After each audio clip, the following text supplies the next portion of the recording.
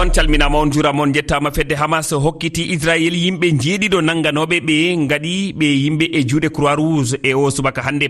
Croix Rouge no fayi yottinde kono Israel ɓen yimɓe to Tel Aviv kam weltare fuɗɗi waɗede toon faade e wartugol ɓe nanganoɓe kongi horeɓe leyɗele fuɗɗi nanede e ndu kibaru. Rama Diallo mi salminima. Mi salminima Amadou Barouba, mi salmini heeɗiɓe. Non jati Rama woodi nanganoɓe ɓe Hamas en jonniti Israel e o subaka hande. Jati le yimɓe noga hanunoɓe ndelle hotande Israel e ko adano jeɗɗo woni ɓe Hamas en kokkiti e oɗo subaka tafon Amadou Barouba yimɓe kokkitaɓe Croix Rouge du fadde muɓɓen e hewtude e juuɗe kono Israel yo fede mabɓe waddi weltare mawde koreji mabɓe jalti fa kewi do e gallure Tel Aviv to Israel nokku ñiɓanaɗo hono jogaɓe juuɗe.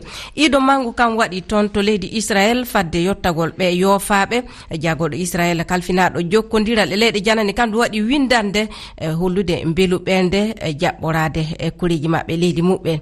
Isaac Herzog on hoorejo Israel kamdu andini iɓe gon heɗade ɓe yofaɓe yofeteɓe du fa e cakitotoɗo e waltude e mabɓe.